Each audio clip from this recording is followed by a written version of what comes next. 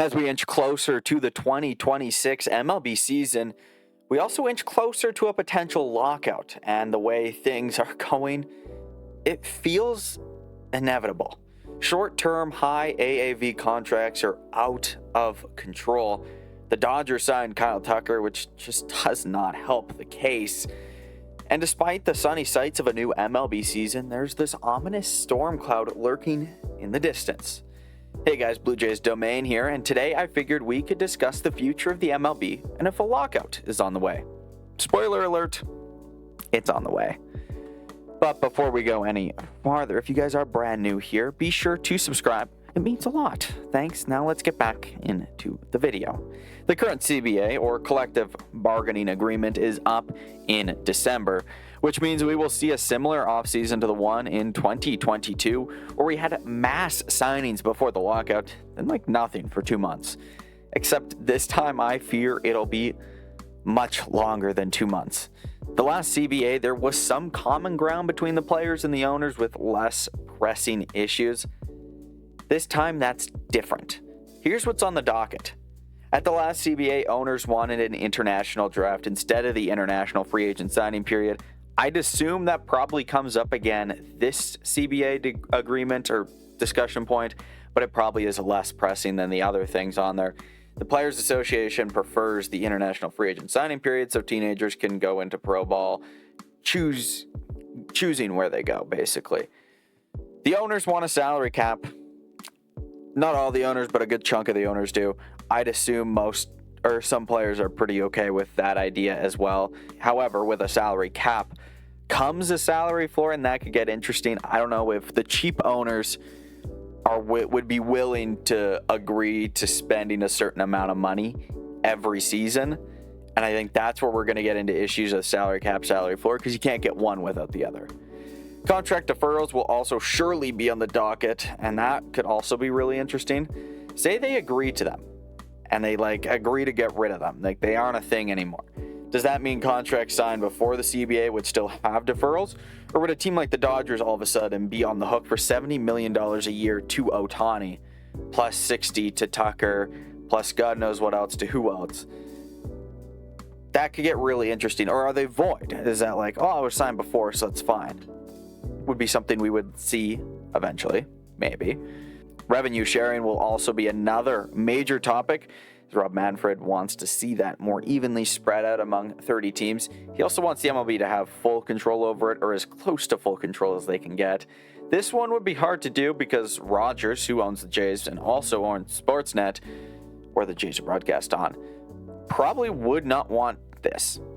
This is not something that they would want. Maybe there's a partnership that could be made where they still get the money, but they'd have to split it with the league. This would change. The money that the Jays would bring in would go elsewhere instead of just to Rogers would be the way. Other things that could be brought up are expansion or, God forbid, expanded playoffs again. Although I like this current format, I would prefer not to change it. If you change it to 7 teams in each, or God forbid 8, over half the league makes the playoffs, and you have to expand to 32, and then it's half the league makes the playoffs, and it just gets watered down. I like the 12 out of 30. I like it. It's good. It's perfect. They've somehow made it better. I don't know how they managed that, but they made it better than what it was last time. So let's start with international free agents and the signing period. This would probably mean, if the draft is included, kids age 18 would be thrown into a pool of draft of the 30 teams, say it's 5 rounds. And that's what it is. This won't benefit the player per se, unless you have signing bonuses. Financially, it doesn't benefit them. But let's be real here. A lot of these kids aren't signing, the top ones aren't signing with the team that they feel can develop them the best. It's the team that's just going to hand out the most money at the end of the day. A draft would bring more focus to scouting and being involved in the international markets and areas. You'd have to have more scouts in the Dominican Republic, Puerto Rico, out in Japan, Korea, the Pacific Rim, even more so. They could also bring in draft teams to each region where the top level guys play against each other, and it brings in sort of a perfect game vibe. Maybe it's a 15-game season where each team plays each other on a weekend or something like that. It's like for a month, for like 2 months, you play every team on the weekends. I think that would be fun. I think it'd be cool. Next up, salaries, caps, floors, everything, finances, money. The salary cap is coming. There's just no way around it. Those discussions probably are going to be ugly. This will be the last thing agreed upon, in my early opinion.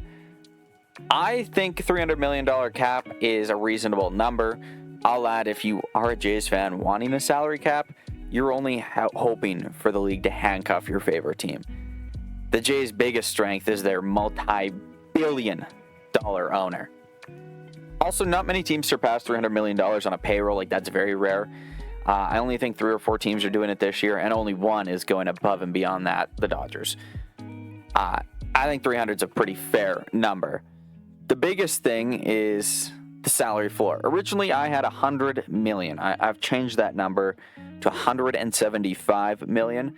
If you're an owner and you can't dish that money out, I don't know what to tell you. Sell the team, I guess, then? You're only hurting the fans.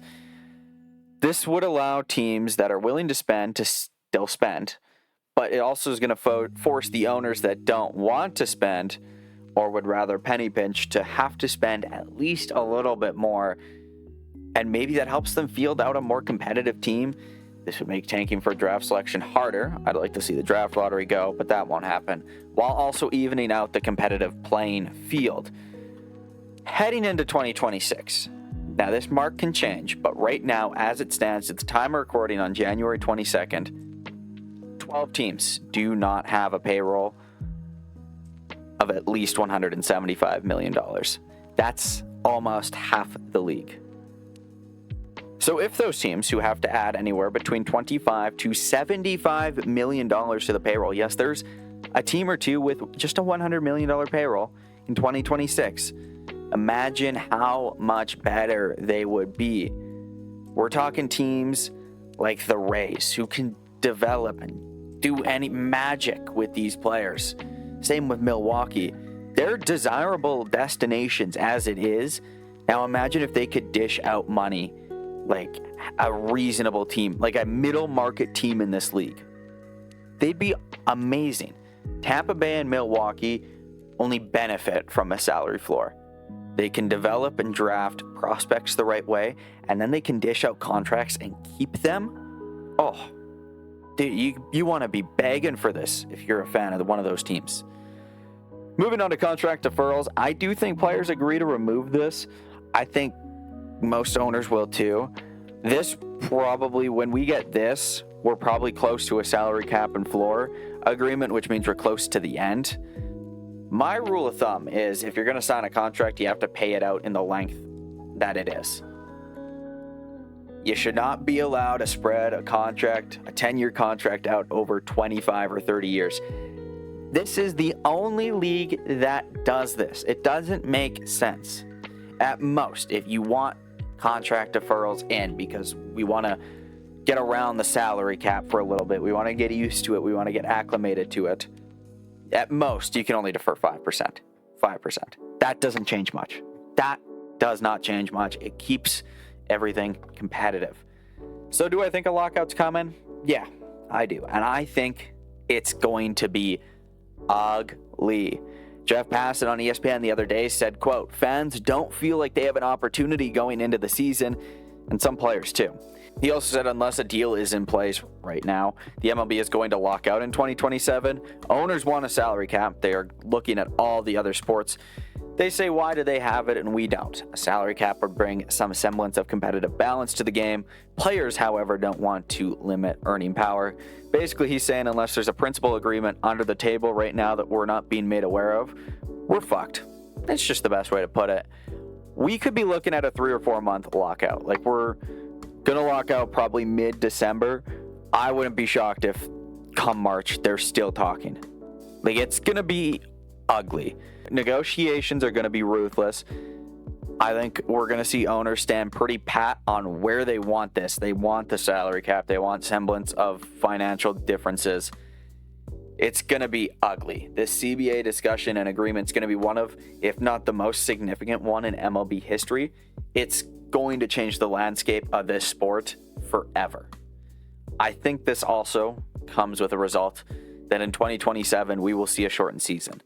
I think along the likes of 120 games, if not less. I don't think this is a permanent thing. Like, I think 2028 they would be back at 162. I just think in 2027 we're going to see the season get shortened because we might not start spring training until April. This will drag on. It will hurt popularity for the sport in the short time. I think the next CBA has to be a long one. We're talking 10 years at least. You have to use the popularity you have right now and build off of it. The game has never been as popular as it is right now, and you got to keep going with it, even if that means locking out for a little bit. It also is the last CBA that Rob Manfred's going to be a part of, hence the reason why it's got to be a longer one, because the next commissioner, when he comes in, it needs at least 3 or 4 years to figure out what he's doing, get acclimated to everything, and he can't be thrust into an ugly CBA discussion again. That's all I got. If you have anything you want to add on a lockout, the likeliness of it, things that need to be talked about, leave a comment down below. Tell me what you think. I will go through them all. I'll respond to some of them. If you enjoyed the video as well, please drop a like. And if you are brand new here, be sure to subscribe.